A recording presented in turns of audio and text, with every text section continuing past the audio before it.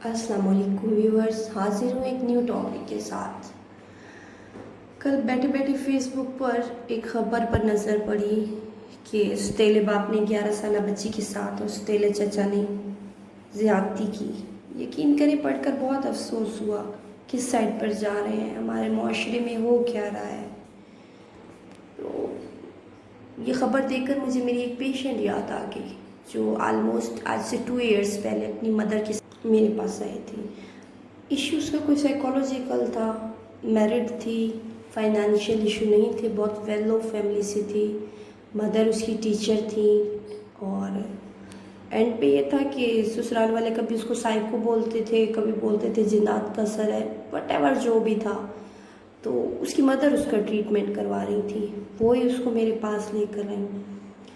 جب بات کی تہہ تک میں پہنچی، کمپلین ان کی کیا تھی؟ کمپلین ان کی یہ تھی کہ یہ بیٹھے بیٹھے رونا شروع کر دیتی ہے، چیخنا چلانا شروع کر دیتی ہے اور گم سم سی رہتی ہے۔ تو اینڈ پہ پتہ چلا کہ اس کے فادر نے اس کی مدر کو ڈیورس دے دی تھی جب وہ بہت چھوٹی تھی، اور ایک ہی سسٹر تھی۔ یہی ایک سائیکولوجیکل ایشو تھی، اور یقین کریں اس کی والدہ رونے لگ گئی تھی جب انہوں نے مجھے یہ بات کی۔ ڈاکٹر صاحبہ، میں ایجوکیٹڈ ہوں، ٹیچر ہوں، میں نے اپنی طرف سے اس کی تربیت میں، اس کے کھانے میں، اس کی وشز پوری کرنے میں، اسکولنگ میں کبھی کوئی کسر نہیں چھوڑی۔ بس اس کی زندگی میں ایک ہی خلا رہ گئی، اور اس ایک خلا نے اس بچی کو اتنا توڑ پھوڑ دیا کہ وہ معاشرے میں سروائیو کرتے ہوئے بھی سروائیو نہیں کر پا رہی تھی۔ خدا را اپنی نسلوں کو عزت دو، ان کا شیرازہ مت بکھرنے دے۔ ہسبینڈ وائف آپس میں کمپرومائزز کریں۔ پہلی بات تو یہ ہے کہ جب شادی ہو تو نہ لڑکی کے پیرنٹس کو اس کو فورس کرنا چاہیے، نہ لڑکی کے پیرنٹس کو کرنا چاہیے۔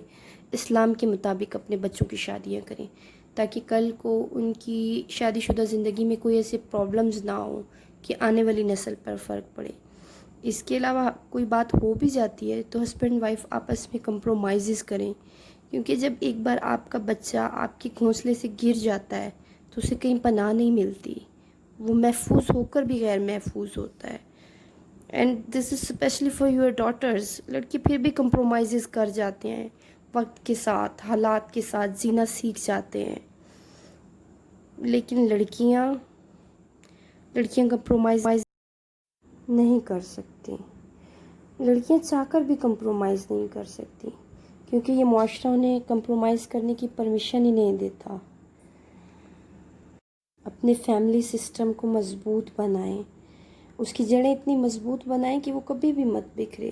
ہم آئے دن مختلف کیسز دیکھتے ہیں، لوگوں کی زبانیں سیکھتے ہیں، ریپ ہو گیا، اجتماعی زنا ہو گیا، یا کسی چھوٹے بچوں کے ساتھ ریپ ہو گیا، لیکن ہم اس کا پس منظر نہیں جانتے۔ ہم نہیں دیکھ رہے ہوتے کہ وہ بچہ کن سائیکولوجیکل حالات سے گزرا ہے، اس کو کیا ماحول ملا ہے، اس کا مائنڈ ارد گرد سے کیا پک کرتا رہا ہے۔ ہم اس بارے میں کچھ بھی نہیں جانتے ہوتے، ہم صرف ظاہری ماحول کو دیکھ رہے ہوتے ہیں، اس کی ظاہری کنڈیشن دیکھ رہے ہوتے ہیں کہ اس نے یہ کر دیا، اس نے گناہ کر دیا، لیکن اس کا ذمہ دار وہ نہیں ہوتا، اس کا ذمہ دار پیرنٹس ہوتے ہیں، کہیں پر باپ ہوتے ہیں، اور کچھ کیسز میں مائیں بھی ذمہ دار ہوتی ہیں۔ جب بچے کو پیار کرنے کی عمر میں پیار ہی نہیں ملے گا، جو کہ اس کا ایک حق ہے، بلکہ اللہ تعالیٰ نے آپ پر اس کو فرض کر دیا ہے، تو بچہ ڈیفینیٹلی سائیکولوجیکل پرابلمس کا شکار ہوگا اور منفی رجحانات کی طرف جائے گا، کیونکہ اس معاشرے میں سیدھے راستے پر چلانے کے لیے بہت تھوڑے لوگ گائیڈ کرتے ہیں، لیکن غلط لوگ قدم قدم پر ملتے ہیں۔ اب ضروری نہیں ہے کہ باپ کی کمی خلا ہوتی ہے، سم ٹائم ایسے ہوتا ہے کہ مدر جا چکی ہوتی ہے چھوڑ کر، جیسا کہ آج کل کامن ہے، تو وہ بھی بچے کی لائف میں خلا ہو جاتا ہے۔ ایک بات یاد رکھیں، یہ 2 مین رشتے ہیں، ماں اور باپ کا۔ اگر بچے کی لائف میں سے ان میں سے ایک رشتہ بھی دور ہو جائے، فار ایگزامپل ماں دور ہو گئی ہے، تو باپ جتنی مرضی کوشش کر لے وہ اس خلا کو کبھی پورا نہیں کر پائے گا۔ یہ اگر باپ ہو گیا ہے تو ماں جتنی مرضی کوشش کر لے وہ کبھی باپ کی جگہ نہیں لے سکتی، کبھی اس خلا کو پورا نہیں کر سکتی۔ اس لیے اپنے حال پر رحم کریں، اپنے بچوں کے حال پر رحم کریں۔ دیکھیے دنیا تو فانی ہے، کچھ دن کی ہے، کچھ دن کے بعد ہم نہیں ہوں گے، ایک خواب بن جائیں گے، لیکن اللہ تعالیٰ کے ہاں پوچھ ہوگی ہمارے اعمال کی، ہم نے جو حقوق کھائے ان کی، ہمارے بچے ہماری وجہ سے جو غلط راہوں پر چل پڑے ان کی، اللہ تعالیٰ کو بھی تو جواب دینا ہے نا۔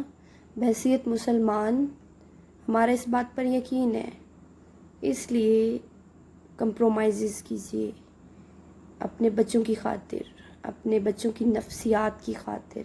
دعاؤں میں یاد رکھیے گا۔ فی امان اللہ۔